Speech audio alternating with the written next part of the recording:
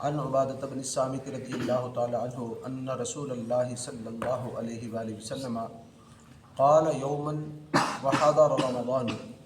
حضرت سیدنا عبادہ بن صامت رضی اللہ تعالیٰ عنہ سے روایت ہے، آپ ارشاد فرماتے ہیں کہ رمضان شریف کا موسم، رمضان شریف کا مہینہ آ چکا تھا، تو ایک دن آقا علیہ الصلوۃ والسلام نے ارشاد فرمایا اتاکم رمضان، رمضان شہر برکۃ یغشاکم اللہ فیہ۔ حضور علیہ الصلوۃ والسلام نے ارشاد فرمایا کہ تمہارے پاس رمضان کا مہینہ آ چکا ہے، یہ برکت والا مہینہ ہے، یغشاکم اللہ فیہ، اس مہینے میں اللہ رب العالمین تمہیں اپنی رحمت سے ڈھانپ لیتا ہے، فینزل الرحمۃ، اور تم پر اپنی رحمت نازل فرماتا ہے، ویحط الخطایا، اور تمہارے گناہوں کو مٹاتا ہے، ویستجیب فیہ الدعاء، اللہ رب العالمین اس ماہ مبارک میں دعاؤں کو قبول فرماتا ہے، سبحان اللہ، ینظر اللہ تعالی الی تنافسکم فیہ۔ انتہائی توجہ طلب یہ حدیث ہے، آج کا سبق بڑا اہم سبق ہے، اس میں آقا علیہ الصلوۃ والسلام نے بڑی وضاحت کے ساتھ ساری چیزیں بیان فرما دیں۔ فرمایا کہ یہ وہ بابرکت مہینہ ہے کہ اس میں اللہ رب العالمین تمہیں اپنی رحمت سے ڈھانپ لیتا ہے، تم پر اپنی رحمت نازل فرماتا ہے، تمہارے گناہوں کو مٹاتا ہے۔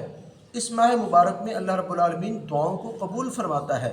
آگے فرمایا کہ اللہ رب العالمین تمہارے اس ماہ مبارک میں تمہارے دلوں پر نظر کرتا ہے، تمہارے دلوں کو دیکھتا ہے۔ ینظر اللہ تعالی الی تنافسکم فیہ، اللہ تمہارے دلوں کو دیکھتا ہے، ویباہی بکم الملائکہ، اور تمہارے وجہ سے فرشتوں کے سامنے فخر فرماتا ہے۔ آگے آقا علیہ الصلوۃ والسلام نے ارشاد فرمایا فَأَرُوا اللَّهَ مِنْ أَنفُسِكُمْ خَيْرًا، لہٰذا تم اپنے دلوں میں بھلائی اور خیر کو ظاہر کرو۔ اب دیکھیں یہ جملہ آقا علیہ الصلوۃ والسلام کا، یہ جملہ بڑا ہی انتہائی توجہ طلب ہے، اور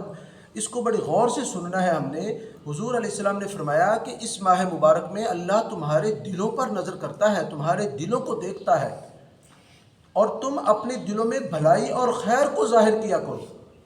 اب اس سے سمجھ کیا آتا ہے؟ پتہ یہ چلا کہ اس ماہ مبارک میں بس روزہ رکھ لینا اور صرف نمازیں پڑھ لینا اور اپنے آپ کو بس ظاہری طور پر بندہ قرآن مجید کی تلاوت کر لینا، یہ اتنا ہی کافی نہیں ہے، بلکہ یہ نہ ہو کہ ہم روزہ رکھا ہوا ہے، قرآن مجید کی تلاوت بھی کر رہے ہیں، نمازیں بھی پڑھ رہے ہیں، لیکن دل میں برائی ہے، باہر بازار گیا تو بد نظری کی یا بد نگاہی کی، یا دل میں کسی دوست کے، کسی پیار، اپنے کسی رشتہ دار کے، کسی عزیز کے ساتھ کینہ ہے، بغض ہے، لڑائی جھگڑا ہے، کسی کے ساتھ ناراضگی ہے، دلوں میں ایک چوری ہے، کسی کے ساتھ دھوکہ ہے، جھوٹ ہے، یہ جو دل کی بیماریاں ہیں یہ تو ہم چھوڑیں نا، اور روزہ رکھا ہوا ہو، قرآن نمازیں بھی ہم ساری پڑھ رہے ہوں، تراویح بھی ہم ساری پڑھ رہے ہوں، اور تلاوت بھی کر رہے ہوں، ظاہر ہم کوئی لوگوں کے سامنے گناہ بھی نہ کر رہے ہوں، لیکن دل میں یہ ساری باتیں موجود ہوں، غیبت ہے، چغلی ہے، جھوٹ ہے، ریاکاری، دل میں جو ہے نا وہ کسی کے ساتھ بغض ہے، کینہ ہے، کسی کے ساتھ حسد ہے، لڑائی جھگڑا ہے، یہ ہم چھوڑیں نا تو اس کا فائدہ نہیں ہوگا۔ میرے آقا علیہ الصلوۃ والسلام نے ارشاد فرمایا اللہ دلوں کو دیکھتا ہے، لوگ تو ظاہر کو دیکھیں گے کہ یہ ماشاء اللہ حاجی صاحب ہیں، نمازی صاحب ہیں، یہ روزہ رکھا ہوا ہے، یہ نیک اعمال کر رہے ہیں، لیکن اللہ دلوں کو دیکھتا ہے۔ آگے حضور نے باقاعدہ یہ ارشاد فرما دیا کہ اپنے دلوں میں بھی بھلائی اور خیر نیکی کو ظاہر کرو، اپنے دلوں میں بھی کنٹرول کرو۔ اس لہذا پتہ یہ چلا کہ دلوں کے میں جب تک بھلائی نہیں ہوگی تب تک فائدہ نہیں ہوگا۔ آگے فرمایا فَإِنَّ الشَّقِيَّ مَنْ حُرِمَ فِيهِ رحمت اللہ عز وجل، بے شک بدبخت ہے وہ شخص جو اس ماہ مبارک میں بھی اللہ کی رحمت سے محروم رہ گیا۔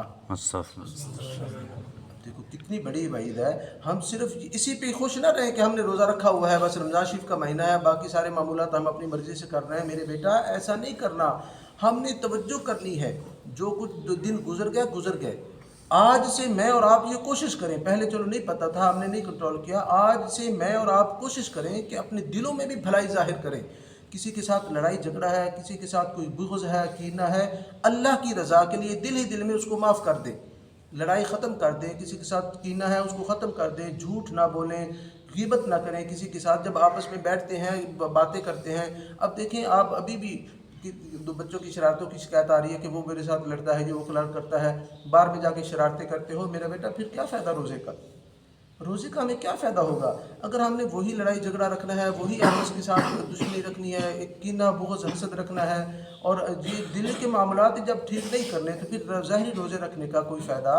नहीं होगा। इसलिए आज से अब हम ये अहद करें अपने आप के साथ कि हमारे हुकूक अब जितने भी हमारे साथ रिलेटेड हैं, हमने अपने हुकूक सबको माफ़ किए।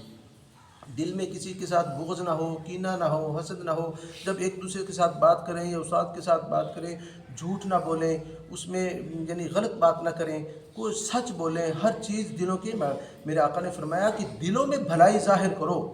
अब यहाँ वैसे अल्फाज हैं फ़अरुल्लाह मिन अनफुसिकुम खैरा। जब अल्लाह तुम्हारे दिलों की तरफ नज़र करता है तो अल्लाह के लिए, अल्लाह को यानी ज़ाहिरी समझाने के लिए मैं अगर तर्जमा करूँ तो यही बनता है कि अल्लाह को अपने दिलों में भलाई और खैर दिखाओ, ज़ाहिर करो। यानी अल्लाह जब दिलों को तरफ नज़र करे तो अल्लाह रब्बुल आलमीन की जो है ना तुम्हारे दिलों में बुग़्ज़, हसद, कीना, रियाकारी, झूठ, ये चीज़ें अल्लाह ना पाए। जब ये नहीं होंगे और अल्लाह की तौफीक से हम ज़ाहिरी तौर पर भी नमाज़ें पढ़ेंगे, तो पाबंदी करेंगे, तो फिर रोज़े की बरक़ात हासिल होंगी, वरना रोज़े की बरक़ात हमें हासिल नहीं होगी। इसीलिए तो आगे फरमा दिया कि बदबख्त वो शख्स जो